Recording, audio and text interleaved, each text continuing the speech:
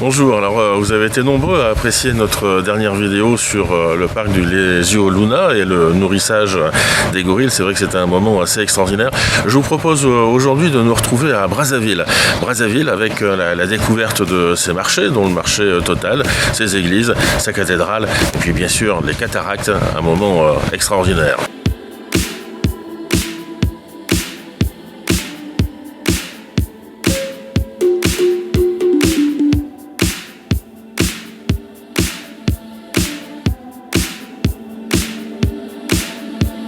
Nous débutons notre visite de Brazzaville par la basilique Sainte-Anne du Congo, chef-d'œuvre architectural au cœur de la ville. Dès notre arrivée, nous sommes saisis par l'élégance de sa toiture en tuiles vertes, unique en Afrique. L'édifice, conçu en 1943 par un architecte français, Roger Herrel, étonne par son mélange d'influences européennes et congolaises.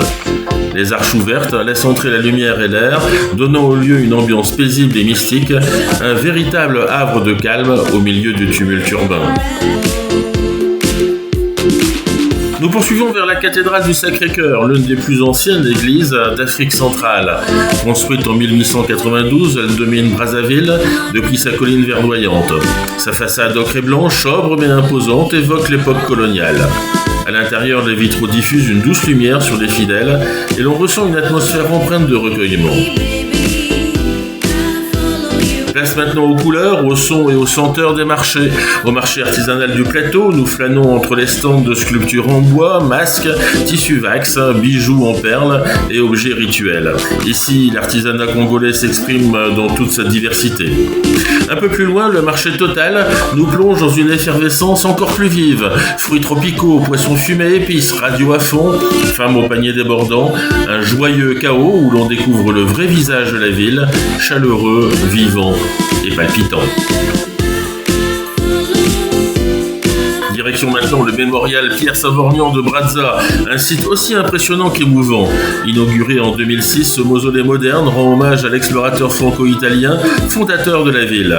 À l'extérieur, une immense statue le représente, cap au vent, regard tourné vers le fleuve. À l'intérieur, le marbre et les jeux de lumière créent une ambiance solennelle. On y découvre les restes de Savorgnan de Brazza, rapatrié depuis l'Algérie, ainsi que ceux de sa femme et de ses enfants. Des expositions retracent son parcours, mais aussi les débats autour de son héritage colonial. Le lieu invite à la réflexion sur l'histoire partagée entre l'Europe et l'Afrique. C'est à la fois un monument de mémoire, un espace muséal et un symbole d'identité nationale pour le Congo-Brazzaville.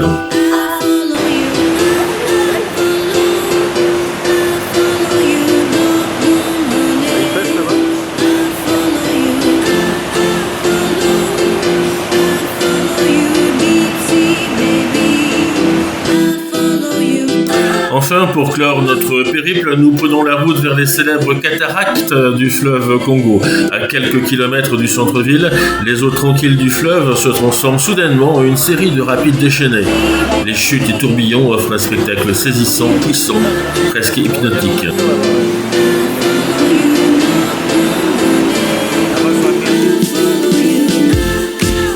Le grondement constant de l'eau se mêle aux cris des oiseaux et au vent dans les arbres. Ces rapides sont parmi les plus impressionnants du monde. Infranchissables, indomptables, ils empêchent toute navigation entre Brazzaville et Kinshasa, situés pourtant face à face.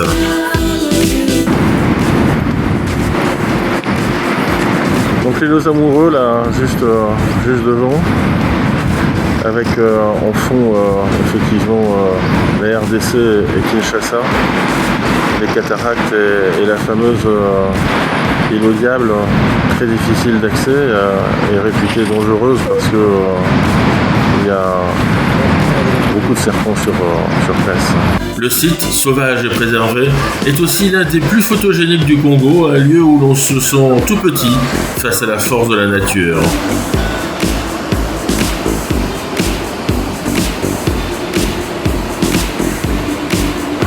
Brazzaville, c'est une capitale à taille humaine, mais à l'âme immense. Entre spiritualité, histoire, culture et nature indomptée, chaque étape de notre parcours nous a offert un regard différent sur cette ville attachante.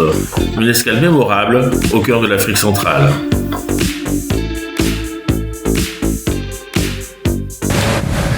Merci, n'oubliez pas de vous abonner sur notre chaîne YouTube et puis d'aller voir aussi notre site voyageavecnous.com pour avoir une foule d'informations sur notre tour d'Afrique et notre tour d'Europe qui a précédé.